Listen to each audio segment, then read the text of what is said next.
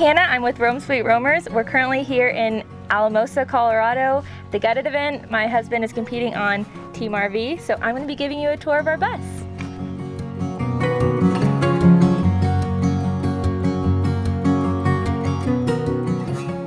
Hi guys, you are currently in my living room in my driving space. So by my driving space, I mean Cody's driving space and my driving space. Living in a bus, it's all about, utilizing the space the best that we can. So my passenger seat, which looks huge, actually doubles into an extended couch for all of our friends. It connects to our futon.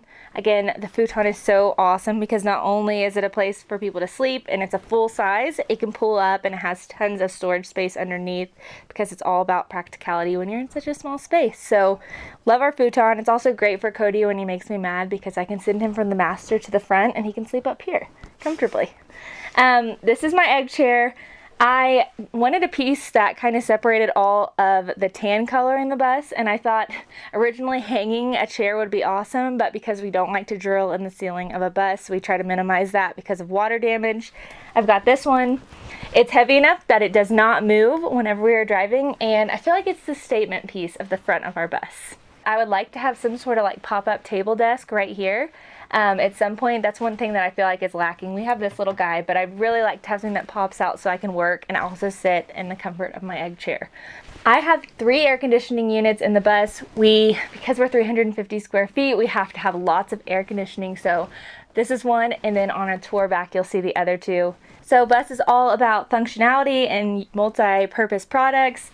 So we've got this cool little storage for all my photography equipment, but we also have it as a place to sit. So it's perfect for the living room, but also stylish and functional. This is the front area of the bus, so you don't enter from the front or the back, you enter from the middle.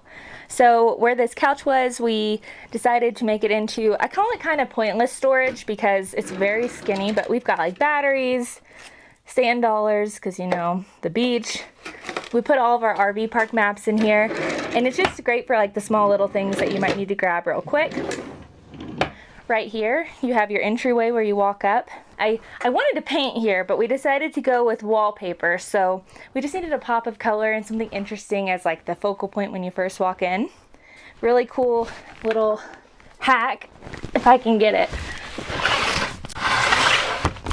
We have this floor that comes out, so when you're driving, you can put it out, and if you have pets or people, no one can fall down the stairs. So it's pretty awesome. Pops right back in. And then underneath the stairs, we have a safe and storage and lots of other things, so that it just lifts right up. So right over here, this is our camera that comes on the front of the bus. So if we have anyone that's ringing the doorbell, we can see them. This looks like a Game Boy. It is so old and we're about to replace it. But it's actually really funny. If you see someone's face up front, it fish eyes them and it's really ugly. These are all of our light switches. And then this right here shows us if we've lost power. There is one really cool hidden gem of this bus. This is from the 1980s, and I guess someone installed a musical horn. So we actually have this, 100 different songs to pick from. And you can pick any of them. So when we're at stoplights and we just want to bring a little bit of joy to people's day, we'll play these songs, and it's so much fun. We actually thought it would be a good idea to play the horn when we were driving through Oregon to scare animals off, but it actually scared animals towards us and we got hit by an elk. So we don't use it anymore at night, but secret hidden gem of an old bus. 99 different songs in your horn.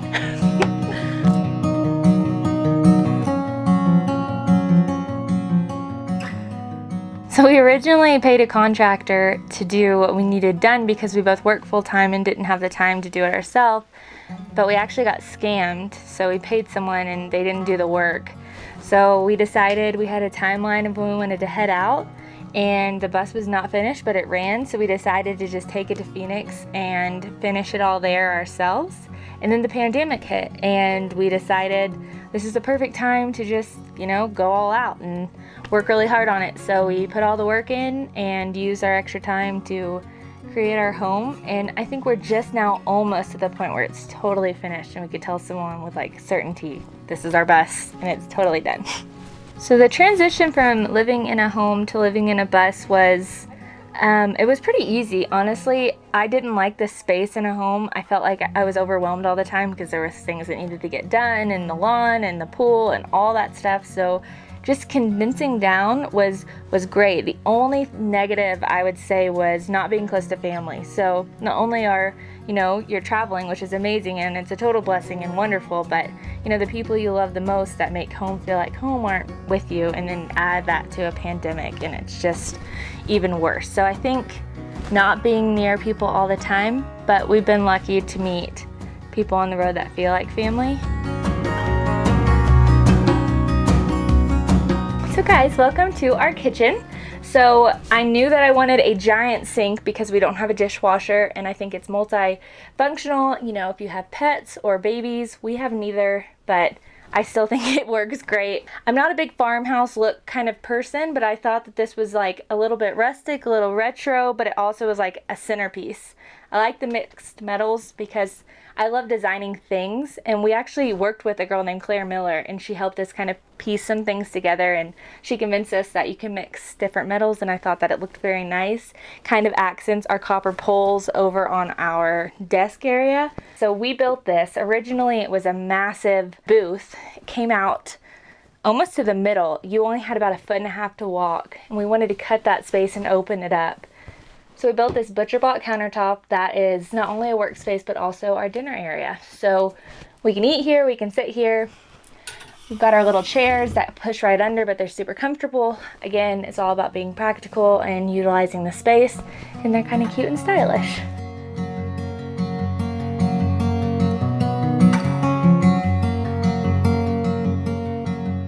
And most buses, you have to worry about, you know, the weight of items. We have real tile and real quartz, but because we are a Newell and we can support over 50,000 pounds and we don't travel non-stop, we stop for 2 months at a time, we don't have to worry about, you know, as much about gas and the weight of us. So everything we used is real and very sturdy, and part of the reason we decided to go that route was because this is our home and we used all the equity from the house we sold to fund this venture. So because this is where we live, we spared no expense when it came to the materials we used to build it.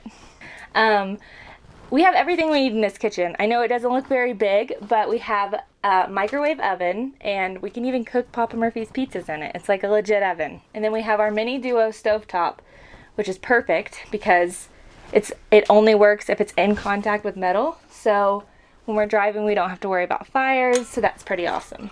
We do not have solar yet, so currently everything runs off of battery and being hooked up to a 50 amp, power source.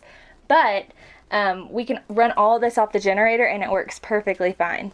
We have 4 solar power units from Jackery, and that generator will actually power one AC unit and the TV and the Wi-Fi, but you know, microwave and ovens, they take a ton of power. So if we're out on the road, we either cook outside over a fire or we have nothing at all. So for storage in our kitchen, we have to go pretty practical. So we don't have a ton of items, but we have all of our plastic plates and bowls above. We actually have a few glass we have to get rid of. Don't try glass. When you're driving, it sounds terrible. It's like a horrible version of Jingle Bells, and it's miserable. Right up here we have, you know, all of our cups, again plastic. Target has these for 50 cents. Can't go wrong. We try to store all of our like glassware and everything underneath our stovetop. Separators, they're gonna save you if you are like me and my husband, and when you're driving you can't stand the jingles. You know, we have more space than we need because there's just 2 of us, so we really don't need that many things. We only have 2 forks, 2 spoons, and 2 knives, and we have plastic utensils. Don't come for us, for anyone else. So yeah, these are super spacious and massive, and we knew we just needed the bare minimum for the few tools that we would need to cook. Making our way to the other side of the kitchen, we have fridge, pantry, and one of my favorite parts of the bus, it's my mug cabinet. So eventually we will get rid of the glassware, but for now I have my little mug collection that continues to grow. We made this door so it would pop in and out, so everything was safe while we're driving. It's probably one of my favorite parts. I've got my big mug for the days I need some extra caffeine. I've got my little brother on a mug for the days I'm feeling homesick, and lots of stories with all of them. So if you ever need to know what to get the Rome Sweet Romers. It's mugs because I'm obsessed. So up here we kind of store all of our, you know, like coffee mugs and travel stuff. We have a full-size fridge, so we're actually to replace it, but it can store a ton. I don't know if you can see in here, but there's a lot of stuff. Making our way to our pantry. Here we have a pop out. It's 2 stories, but I usually try to keep our food up top and like our spices and fun stuff on the bottom. The one thing I would do different about our kitchen is I would put some sort of top over this so I have more kitchen space to prepare items. I only have this and right here. The sink is great, but it's also sometimes impractical. So if I could build something to go over top, that would be very nice.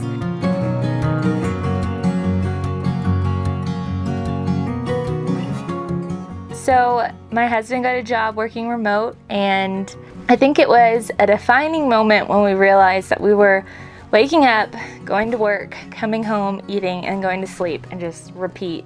And life just got really dull, and we decided, you know, if we both work remote, what's the point in living in one spot? Like, why not work remote in the mountains or somewhere wonderful? And that's kind of how the idea started. We were just like, let's pack it all up and get rid of everything we don't need and find somewhere that can take us on the road mobile.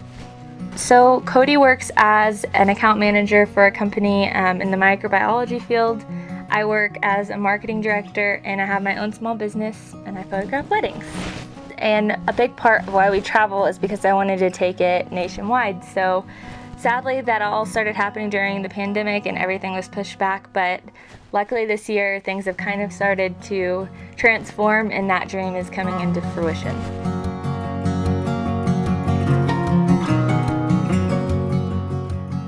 Before we make our way back to the bedroom and the bathroom, we have one of my favorite staple pieces of the bus, the bead curtain. So I get a lot of comments asking how annoying it is when we're driving, but I actually just tied up with scarves. You can't buy a curtain that's ready for your bus, you have to make it. So this is from World Market, and it took about 8 hours to make. So we had to saw it down, remove all the pieces from the bottom, but it turned out great. I love my moons, and I think it gives a good barrier of separation between the front and the back. The only downside is if you have the light on in the hall and you change, you can totally see through it and you're still naked. So my big plan to like create privacy completely failed, but it's still cool. Welcome to our bedroom. We currently have a queen in here. It is built for a king, but because we like space and the functionality of moving around, we put a queen. We have tons of storage space behind us. Something cool we also did was we put in blackout shades back here. So if you turn down the curtains, it gets super dark. And because it's all blacked out, all the cold air stays in the back. So when you're sleeping, it feels amazing. My favorite part about the bedroom is oddly specific, but because I am a gazer, I love sitting on this little spot right here, which is over the tire. It's my like little cozy spot and like looking out the window and reading or writing. We have a TV for all of our Netflix binging needs, an AC unit in the back. All the gauges that control the bus are right here on this side, so we don't have to get out of bed to turn on anything at any time. We've got 2 bedside tables. We made sure to install those so we had a little extra space for our personal items. And yeah, it's a great place. It's super cozy. Something different about the back compared to the front is we painted the walls green because I'm all about being outside and I feel like I'm in the mountains.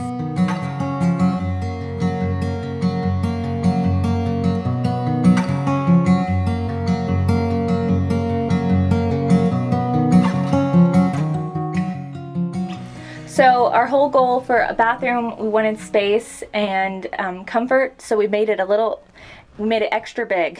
So we have a regular plumb toilet. We did it all ourselves. It is not compost. Because we live in this full time, I did not want the hassle of having to clean that kind of thing out. So the one thing I wanted that was a little bit high maintenance was a toilet that fully functioned. Over here we have our floating sink. Lots of storage underneath. I know it's a little messy right now, but tons of storage for everything you need. You've got our towels over here. Lots of counter space. We have an incredible bathtub. A lot of people complain. They're like, there's no way you can take a bath in that. There is. It's 1 foot deep and 3 feet wide, and it's perfect for me. And our shower is wonderful too, and it's about 6'5". So as long as you're within that area, it's great.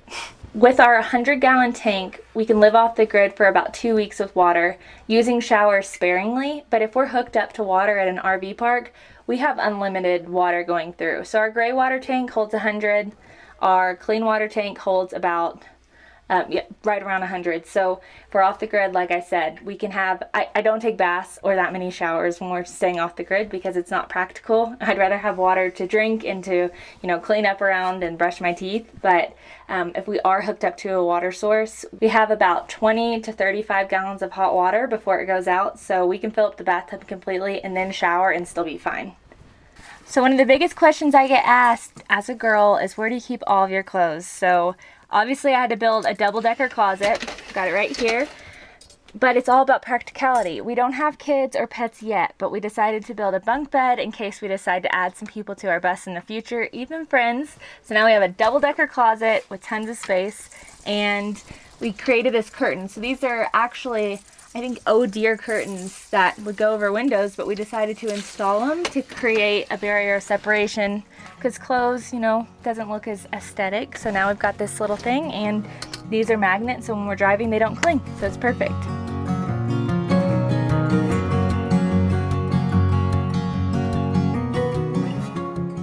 So we're kind of new at the social media game. We started our platform as a way to just kind of transparently explain like how much everything costs. When we were starting, we couldn't find a straight answer. Like, some people would explain how they did things, but not like the logistics of like, this is gas, this is how much we make, this is what we have to do. So I wanted to just be very candid and explain to people like, this is the money that I have, this is how I use it, this is how you can do it. And if you want to follow us, it's Rome Sweet Roamers on TikTok and Instagram. We plan on making a YouTube channel, and if you want to meet me, book a photography session and we'll make some magic happen. We plan on living on the road until it's not practical anymore. No matter what, we'll always have our bus. I don't plan on selling it unless something crazy happened, but if we decide to put roots, we would definitely Airbnb the bus, and we plan on eventually maybe renovating another one and potentially helping other people renovate theirs. I think that's the dream. Once you do it once, you just want to do it for everyone, but there's no end in sight. I think we'll continue to educate and just do what we do and see what happens. Thanks for coming. Thanks for seeing our bus. Make sure if you see us on the road, you come and say hi. Vote Team RV because it's going to be the best, and we'll see you soon.